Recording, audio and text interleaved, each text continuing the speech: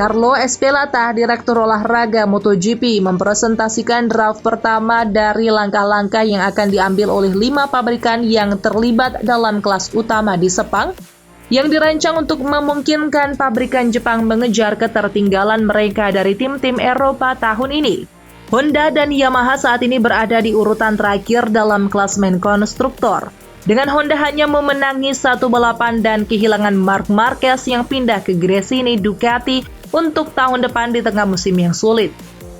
Sementara Yamaha hanya memiliki 3 podium Grand Prix di tahun 2023.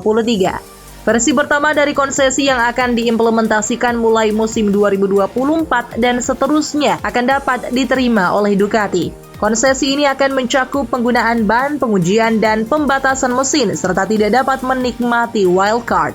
Namun, baik KTM maupun Aprilia tidak bersedia menerima langkah-langkah tersebut.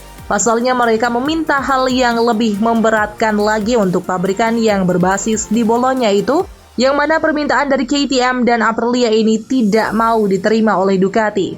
Hal utama yang dibahas dari sistem konsesi baru ini adalah ban. Saat ini setiap pembalap berhak atas 200 unit ban per musim, baik untuk Grand Prix maupun uji coba. Kisaran unit yang tersedia untuk setiap pembalap akan berubah dari 230 khusus untuk Yamaha dan Honda dan menjadi 170 khusus untuk Ducati. Sementara KTM dan Aprilia akan mendapat jatah 200 unit. Jumlah wildcard juga akan diberikan berdasarkan poin, sehingga Ducati tidak akan mendapatkan undangan wildcard dan pabrikan Jepang akan mendapatkan lebih banyak jatah wildcard. Meskipun pada prinsipnya jumlah hari uji coba private tidak akan berubah, pengurangan jumlah ban yang tersedia akan membatasi jumlah hari tes. Jumlah hari uji coba untuk para pembalap pabrikan dengan poin terbanyak pun dipangkas. Ducati bersedia menerima kondisi ini, namun pabrikan Eropa lainnya meminta pembatasan yang lebih besar untuk Ducati. Khususnya agar jumlah ban menjadi hanya 140 unit per tahun. Jumlah yang amat sangat tidak diterima oleh Ducati, terutama jika KTM dan Aprilia dapat mempertahankan 200 ban per musim. Poin lain yang diusulkan adalah jumlah mesin yang akan dimiliki setiap pembalap per musim. Saat ini setiap rider dibekali 7 mesin dan dalam kasus tim dengan poin lebih sedikit akan dapat lebih banyak. Jumlah pastinya belum ditentukan. Dengan belum adanya persetujuan dari draft konsesi ini, Carlo Espelata berharap bisa meyakinkan pada pabrikan Eropa pada sistem konsesi baru ini dan mengumumkan secara resmi antara balapan di Qatar akhir pekan depan dan Valencia pada 26 November, sehingga Yamaha dan Honda dapat mulai pengembangan motor pada 2024 untuk menutup kesenjangan dengan pabrikan di Eropa. MotoGP sebelumnya memiliki sistem konsesi untuk membantu pabrikan yang sedang berjuang dan pabrikan baru, dengan Ducati, Suzuki, Aprilia, dan KTM yang mengambil keuntungan dari hal ini untuk menjadikan diri mereka sebagai yang terdepan. Pada tahun lalu, semua pabrikan telah mendapat performa yang bagus sehingga semua pabrikan harus kehilangan konsesi.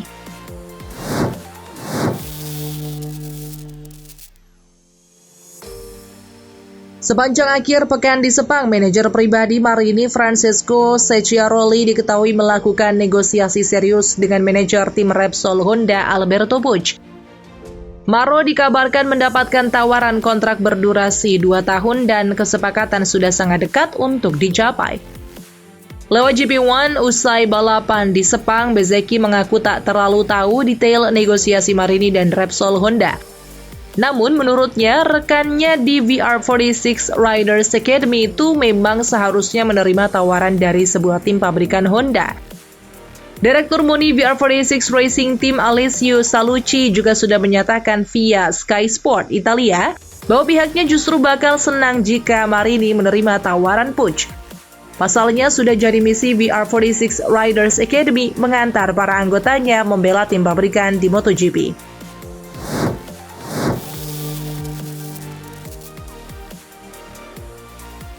Jorge Martin hanya finish di posisi 2 sesi sprint race MotoGP Malaysia serta posisi 4 pada balapan utama MotoGP Malaysia di sirkuit Sepang.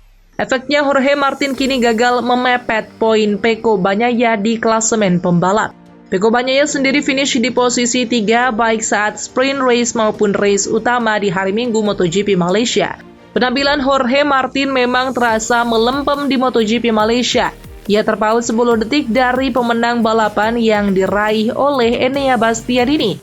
Demi meraih gelar juara dunia musim ini, rupanya Jorge Martin siap main curang di sisa seri.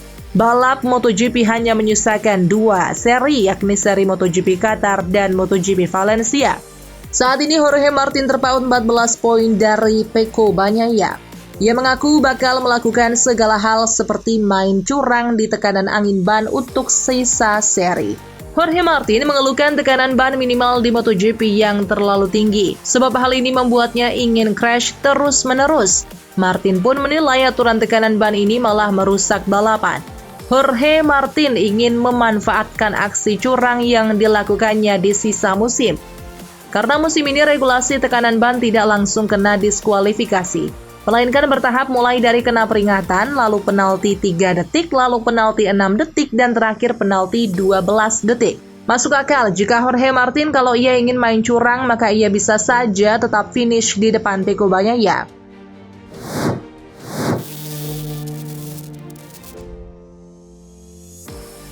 Marini menjadi kandidat kuat pengganti Marc Marquez di Repsol Honda mulai MotoGP 2024. Pembalap VR46 itu dikabarkan sudah mendapat tawaran kontrak berdurasi 2 tahun dari Honda Racing Corporation HRC. Marquez telah memberi bocoran Marini dipastikan akan memperkuat Repsol Honda musim lalu. Keputusan itu diambil Honda setelah negosiasi dengan Fabio Di Giannantonio tidak menemui kata sepakat. Marquez tak memungkiri tidak punya hubungan yang bagus dengan Valentino Rossi. Namun hubungannya dengan Rossi tidak membuat The Baby Alien menolak kehadiran Marini di Repsol Honda. Sebab dengan luka Marini, Marquez mengaku selalu memiliki hubungan yang saling hormat dan ramah, bahkan telah berbicara mengenai banyak hal. Lebih lanjut, Marquez menyebut Marini pantas menjadi pembalap tim pabrikan Honda, bukan karena dia adik Valentino Rossi, tapi karena penampilannya yang apik.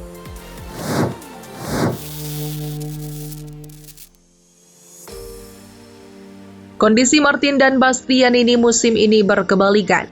Ketika Martin memperebutkan gelar dunia, Bastianini justru kerap apes dan dirundung 2 cedera parah.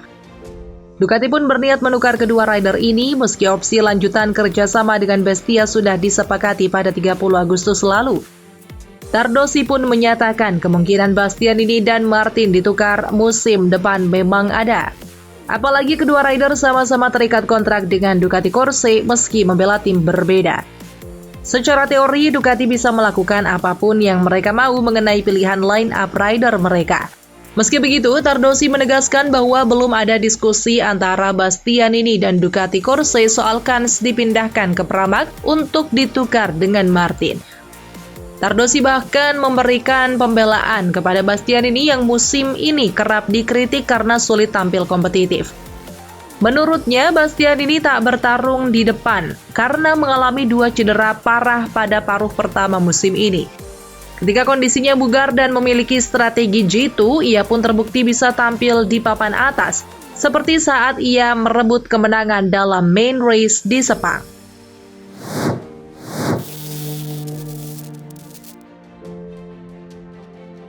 Pembalap Prancis Fabio Quartararo mendapatkan hasil yang cukup baik dengan finish kelima dalam balapan utama MotoGP Malaysia.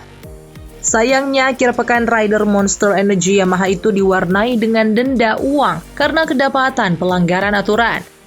Quartararo diketahui melepas tali helmnya ketika melintas di pit lane dalam sesi latihan. Dia kemudian dinyatakan bersalah dan harus membayar denda sebesar 1.000 euro atau setara dengan 16,7 juta rupiah. Berbicara setelah balapan, Quartararo menilai stewards tidak konsisten dalam menerapkan hukuman. Sebab Quartararo mengaku sering melepaskan tali helm berkali-kali, namun baru kemarin steward memberi denda. Jadi menurut Quartararo, steward tidak melakukan tugasnya dengan baik. Apa yang dilakukan oleh Quartararo terlihat sepele, namun aturan tetaplah aturan.